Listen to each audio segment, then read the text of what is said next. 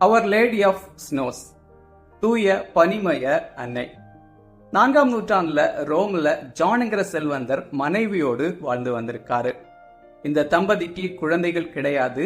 தொடர்ந்து அன்னை மரியாள் கிட்ட ஜெபம் செஞ்சுட்டே இருந்திருக்காங்க.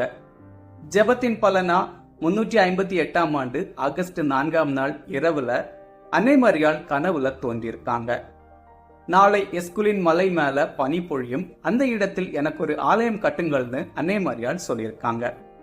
இதே கனவை அப்போதைய திருத்தந்தையான லெபரியஸ் அவர்களும் கண்டதா சொல்லப்படுது. மறுநாள் ஆகஸ்ட் 5ஆம் நாள் கடுமையான வெயில் காலம். எஸ்குலின் மலை மேல அற்புதமா வெண்மை நிற பனி பொழிந்திருக்கு. கோடை காலத்துல பனி பொழிந்ததை மக்கள் பேரதிசயமாவே பார்த்திருக்காங்க. அந்த இடத்திற்கு வந்த திருத்தந்தை அவர்கள் பனி பொழிந்த இடத்துல ஆலயத்தை கட்ட துவங்கியிருக்காரு. இந்த சம்பவம் மிராக்கிள் ஆஃப் ஸ்னோன்னு அழைக்கப்பட்டது. 5ஆம் நூற்றாண்டுல திருத்தந்தை 3ஆம் சிக்ஸ்டர்ஸ் அவர்கள் அந்த இடத்துல பிரம்மாண்டமான ஒரு பேராலயத்தை கட்டியிருக்காரு. இன்று உலக புகழ் பெற்று செயின்ட் மேரி மேஜர் பசிலிக்கான்னு அழைக்கப்படுது. உலகின் பழமையான முக்கியத்துவம் வாய்ந்த பேராலயங்கள்ல இதுவும் ஒன்று.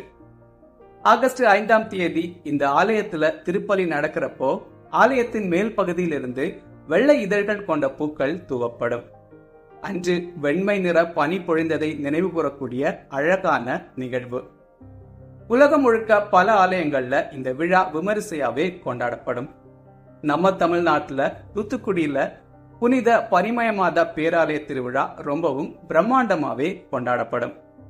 ஏராளமான மக்கள் கலந்து கொண்டு அன்னையின் அருள்வரங்களை பெற்று செல்வாங்க. August 5 Our Lady of Snows feast day.